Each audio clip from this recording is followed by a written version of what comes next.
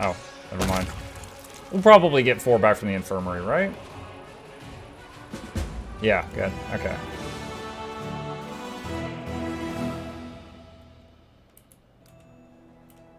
What was the other one that was moving? Was it that one? Okay, let's swap back to here. The loading screen misses Shulk. Does it now? Alright, this is the well, not the first time. It's been a while since I went out of my way to do one of these quests, but the dragon interests me.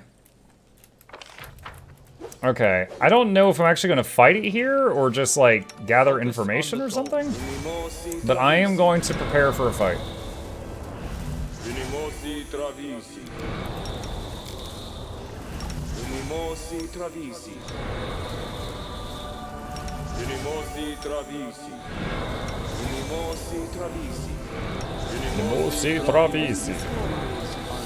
Yep, we can get it.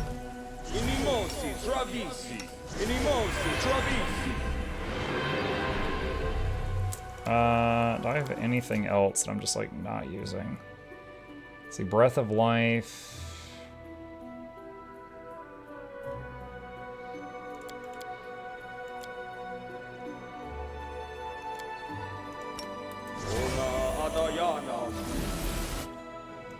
Resist energy and is it resist fire and protection from energy fire, both. Alright. We're gonna do enlarge person on whatever this guy's name, Greybore. We're gonna have a very large backstabbing dwarf. He's not gonna have the same reach that Shulk had, but he'll have 10-foot range.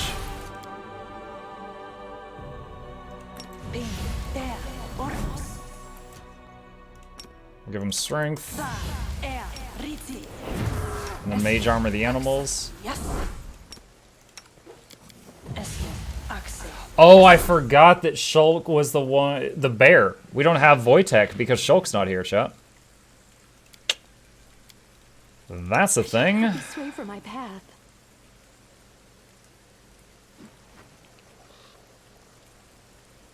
Alright.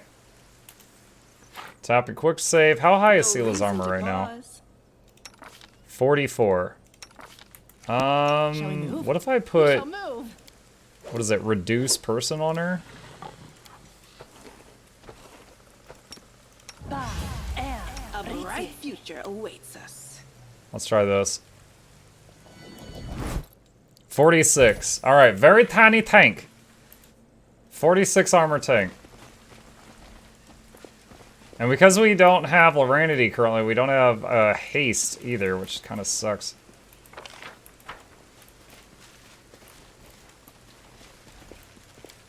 Please don't tell me I have to rest at the fire and fast forward time and start the fight, like, Greybore meticulously scans the surrounding area and appears pleased with the results. The talon-like hooks of several collapsible spikes protrude from his pack. The dwarf produces a small, tightly wrapped bundle from his pocket, and its pungent smell fills your nostrils. Come over here. This is where we'll set up an ambush for the dragon. Let's light as many fires as we can, so she thinks there's a whole caravan staying here overnight. You can be sure she won't resist such easy prey. Okay, let's get started. The dwarf nods his approval. He is calm and composed as he readies himself for battle, but his eyes shine with excitement. This is going to be a fine ambush. I feel like every stream someone needs to comment Pocket Raptor is such a good name. I can see your commander. Get ready to fight. Sound the alarm. Oh, I really hope I get to rebuff. Breath weapon. That's a friendly reminder that you're fighting something that breathes fire.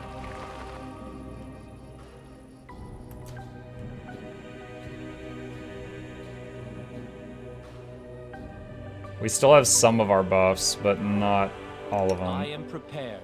Dude. The bark skins have all worn off, and it didn't recharge them. Alright, so this time we don't buff. We do not buff. Then... No, I need to rest. So, and I can't right now. So this time we, God dang it. So dumb. We need to zone into this area, not buff up, do the time skip, then buff. Focus on the Nope, this is after I used everything. Okay, I'll just rest here. Frustration. It advances time, but doesn't recharge my spells. That should be tweaked. Every day for blessing you with the celestial blood in your veins. Hardly. I stopped doing that when I was told for the 1000th time that I was a disgrace to my blood and my lineage. Well, I mean, kind of. Okay. So no bard song, no haste, no heroism, no shulk. This could be interesting.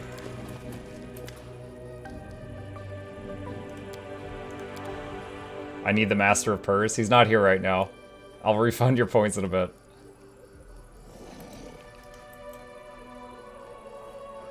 Alright. Let's see if we can handle this. Doesn't look like the dragon has eyes. It's like just armored face. Alright. Ambush. You are ambushing the dragon, having prepared in advance and having no fear. You receive +8 initiative and 8 on saving throws against fear. Oh, wow.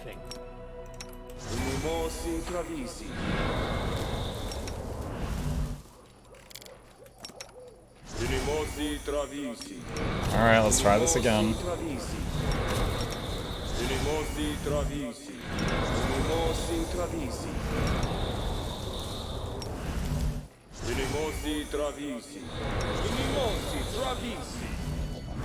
Follow my lead.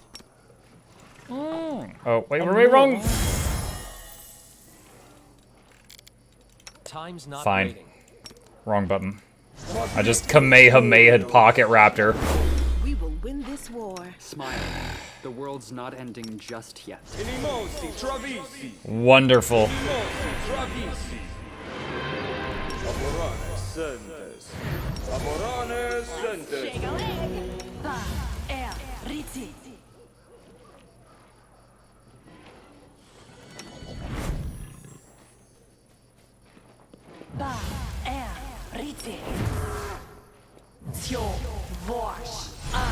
Alright, what was this? Break enchantment. No, I don't need that right now. Remove curse. Poison, bone shatter. See invis is fine. You call? Where was the resist fire?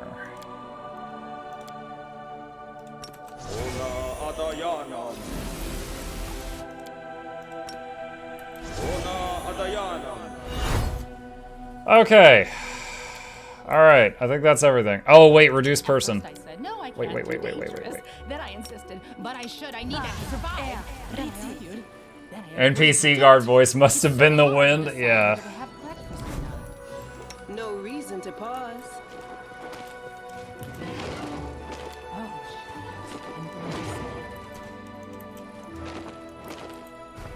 Lead on. I'm gonna try to get this thing to face away from my party.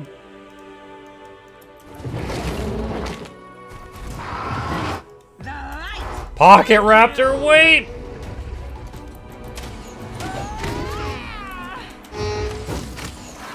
Okay, you two, stop being stealth and get in there and fight. Oh god. Simply business. I'm hitting F1. Dude, Muck, come here. Flaming idiot. This will hurt.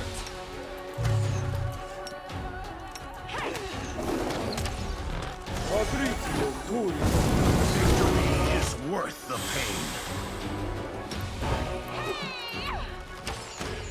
pain. Healer just got feared.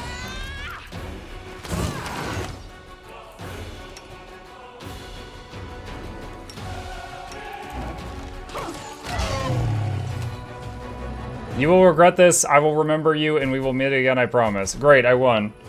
Oh, man. Commander? 100% useless. Well done. The wound is deep. She'll lose a lot of blood after her. Dude, you didn't do... I paid for your services, and you were just ran around in the back the whole time.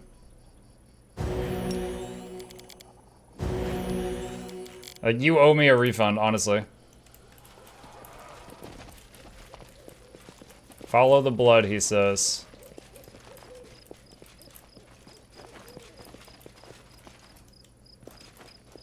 Did it go up there? Is this like a... do I need to exit to the world map for this?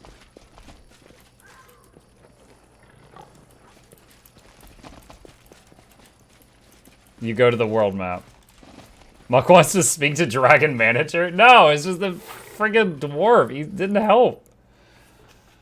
I mainly killed him with archery and yeeting animals at him. The ground is covered in fresh dragon blood and deep claw marks. The winged silhouette soars high up into the night sky and heads east, doubtless toward her lair. The assassin gives the commander a thumbs up and throws his pack over his shoulder. The ambush was a success. Serious loss of blood, though not fatal, causes the dragon's heart to compensate by contracting more rapidly in order to oxygenate the muscles. This makes it more difficult for her to breathe and weakens her wing capacity. The lack of oxygen then leads to convulsive seizures that force the dragon to descend for short rest. Okay, he's useless in a fight. At least he knows what's up. It takes her the entire night to travel the distance she could normally cover in a few hours. An enemy army has reached you, now attacks. I don't know if this has anything to do with the dragon.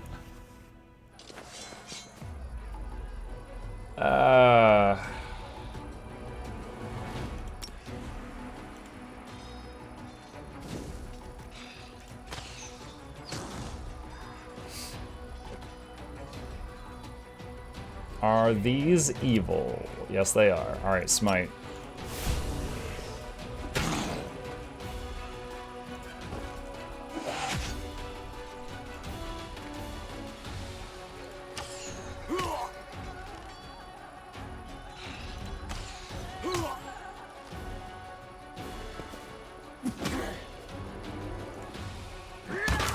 Easy. More skeletons for the army, chat.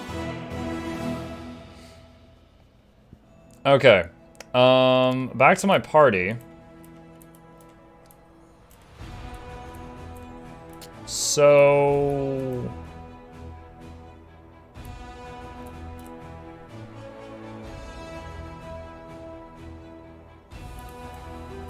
where's the dragon?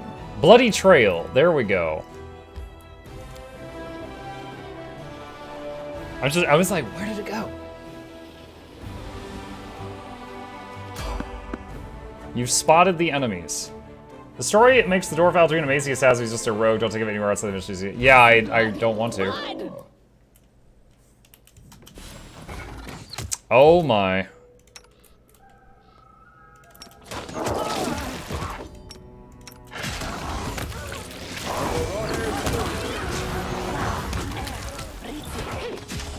Disappear.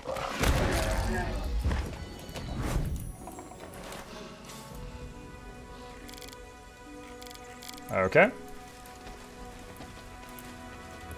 That is not far. Is Chip here? He's not in the room right now, no. Anyone who redeems Pet Chip, I will be refunding you, because I don't know where he is right now.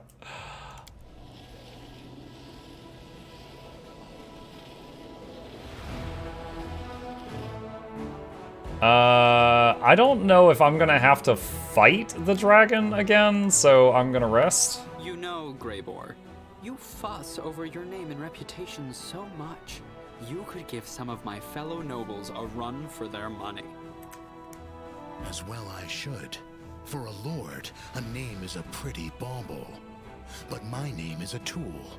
It's my bread and butter. I don't like his unit in combat, but I like him as a character.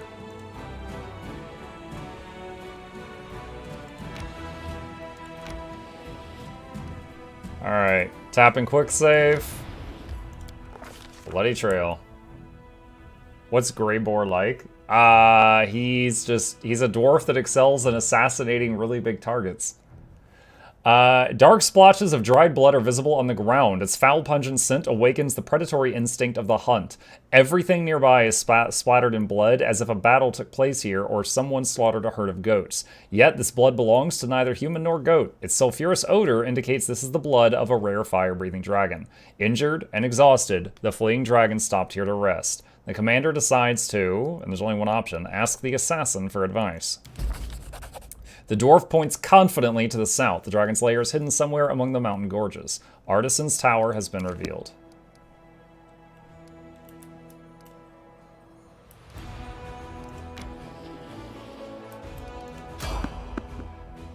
You've spotted enemies, okay? Probably was a hidden nature check or something. Maybe. Did it say it in the log? I don't see any... Well, there's a lore religion check failed. Maybe it was that. I will help where I can.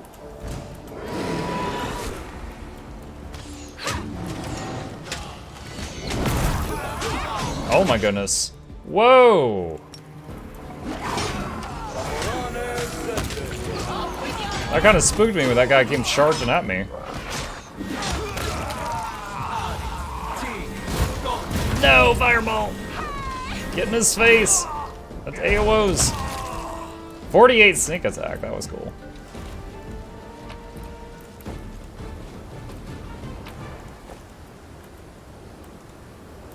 I'll go ahead. Alright. No mistakes. Ugh, the waiting's never fun.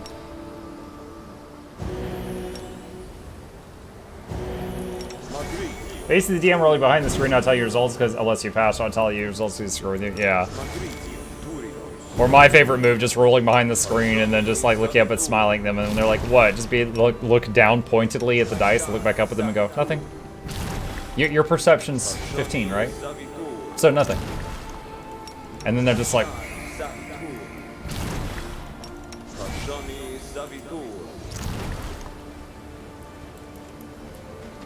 I know the way. Let's see, where's the exit?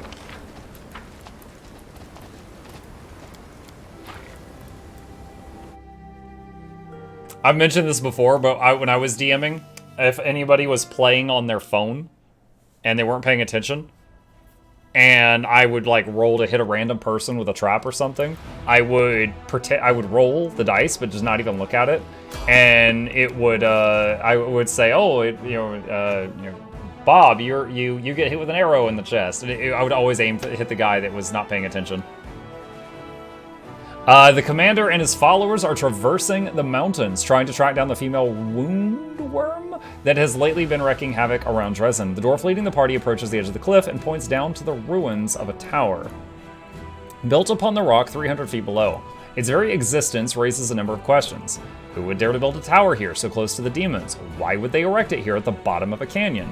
An expert analysis of the tower structure provides the answers. Numerous features in its design indicate that the building dates back to the golden age of the Aslanti Empire. It is several times older than the World Wound. It was originally constructed on top of a mountain before the Cataclysm changed everything. The tectonic plates shifted, causing the tower to sink to the bottom of a newly formed canyon, and the mountains rose up around it like the jaws of a predator, ready to snap shut and bury it beneath the rock forever. The ancient ruins have been abandoned for ages, barely visible amidst the steep cliffs. The tower would have remained hidden had the commander's party not discovered it by following the trail of blood.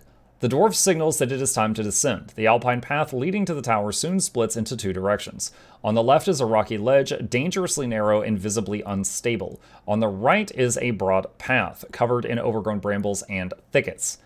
There are many poisonous plants in these mountains, some of which are so dangerous that merely touching them can lead to numerous adverse reactions. These include, but are not limited to, migraines, disorientation, vomiting, hearing, and vision loss, paralysis, and even death. The commander assesses the risks and... So the rocky path where we could fall to our death, or the other path that is not, we're not going to fall, but there's death plants all over it. Oh, a new arrival.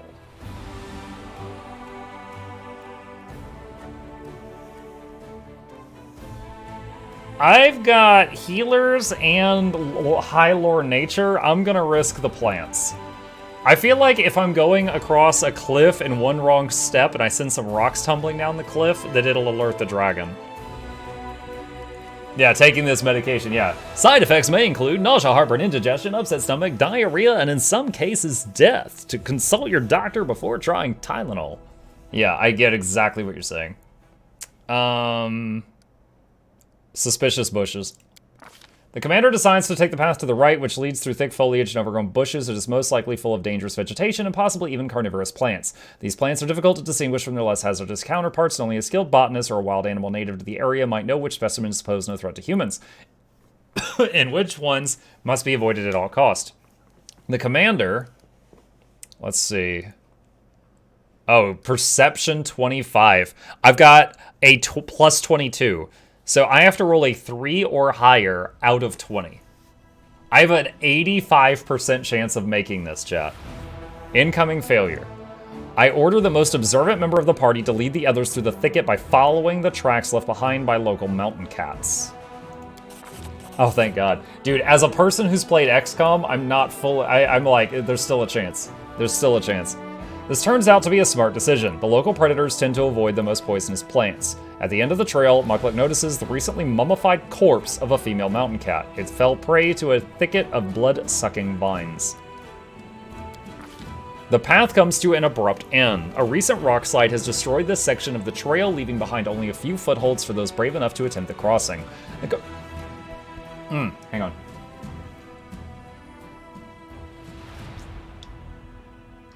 One sec. Doing a lot of talking tonight. Where were we? The commander's allies hastily tie themselves together with a rope, hoping to prevent a fall if anyone loses their footing. The dwarf silently indicates this mountaineering equipment. If they choose to climb down the mountain cliff, they will be able to get back onto the path and avoid the dangers ahead. The commander... The highest roll I have is this one, and this isn't great.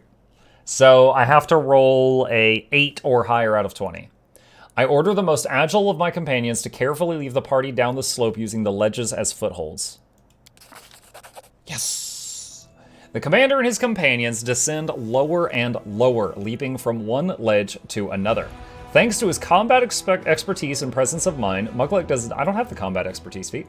Mukluk does not panic or make a single mistake. He skillfully leads his followers across the treacherous terrain, and eventually they reach a secure rock ledge. With a cry of warning, the dwarf points to the sky. Giant birds of prey circle ominously overhead. Their beak morphology indicates their carnivorous nature, and their large size suggests... I'm just imagining the dwarf, look out! Their beak morphology indicates a carnivorous nature. Like, I'm just imagining him shouting that whole thing. Their large size suggests they consider the commander and his companions to be prospective prey. It is common for them to fling their quarry against the cliffs, Jesus Christ, and then feed on the carcasses. Imagine a giant bird picking you up and just yeeting you against a wall and then starts eating you.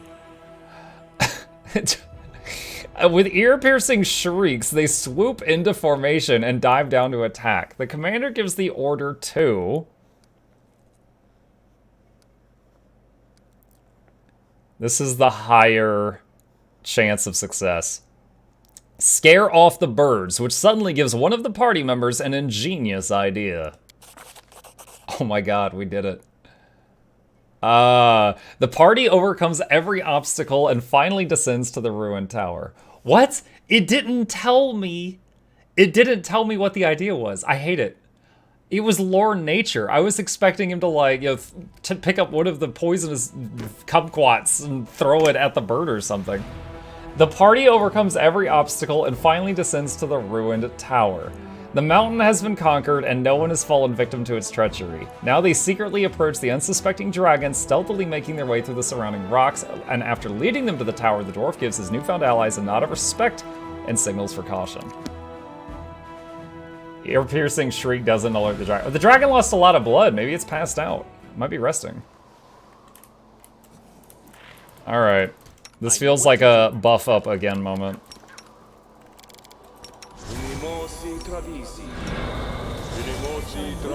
We shall move. I am prepared. Unimosi travisi. Unimosi travisi. Unimosi travisi. Unimosi travisi. Unimosi travisi. Quadritium purinos. Okay, that one's done. Let's see. Full strength on the dwarf. Mage armor.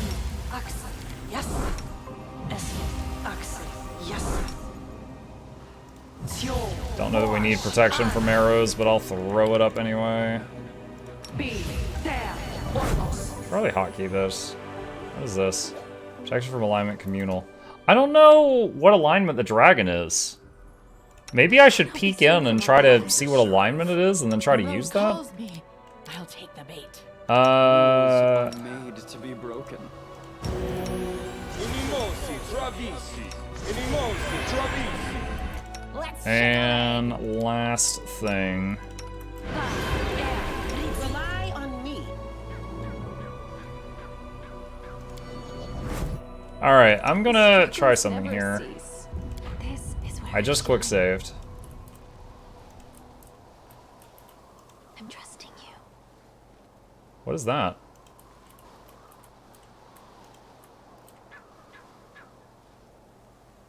Who that?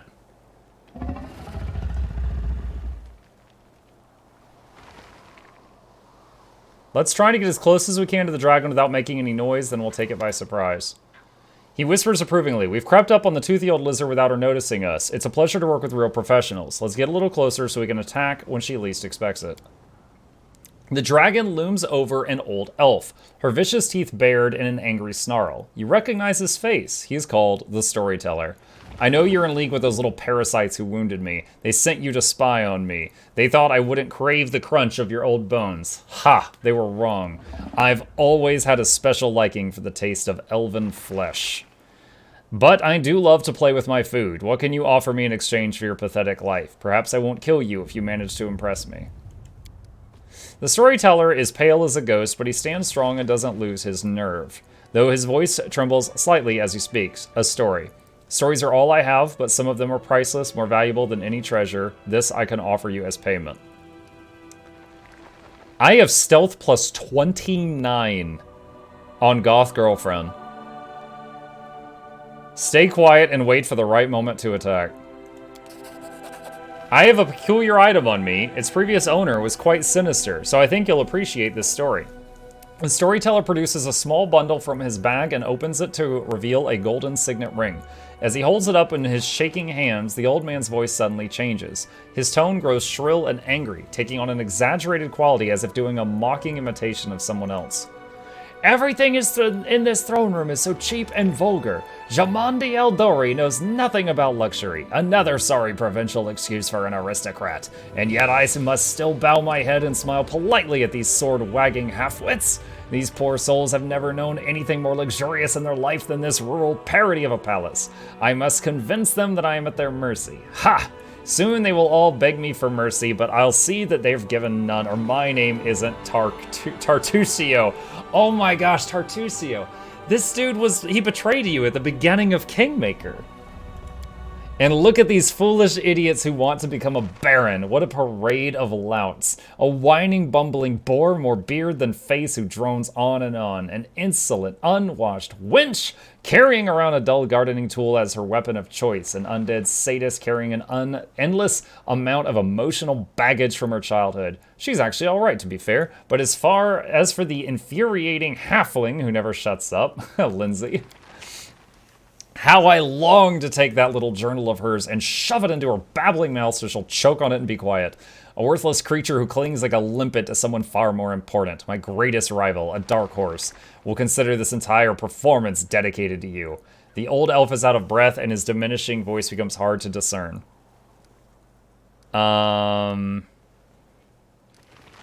Stealth, okay. Stealth 25.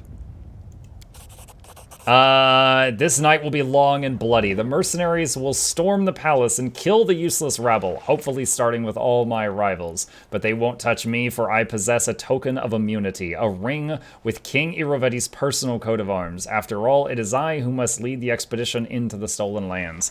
Not for stupid titles or glory. Oh no. Ha! Imagine becoming that fool Jamondi's bootlicker until the end of your life. No, my precious, witless little soldiers will procure something a lot more valuable than the barony in the middle of nowhere.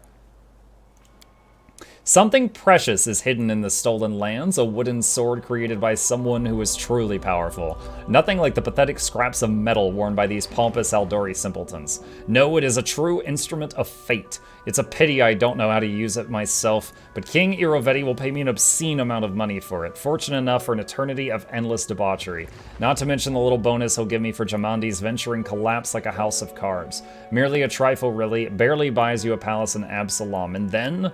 Oh, Callistria, the stinkpot with a sword has started flapping her jaws again. Why can't she just shut up? Her manners are worse than a kobold's. Be careful now, Tartusio. Don't let anything slip about Jamondi. I hope this loudmouth gets stabbed tonight. The storyteller's voice grows louder and sharper. It's not like you're being kept prisoner. If you don't want to wait, you can always return to the mountains or whatever other place you crawled out from. I especially advise you to do so if you don't know who the Aldori sword lords are. The dragon keeps quiet. Finally, she speaks, her voice loud and demanding. How interesting. What happened next? Greybor tenses ready to spring. He wastes no words. She's thinking. She's distracted. Attack. Now. My group's way back there.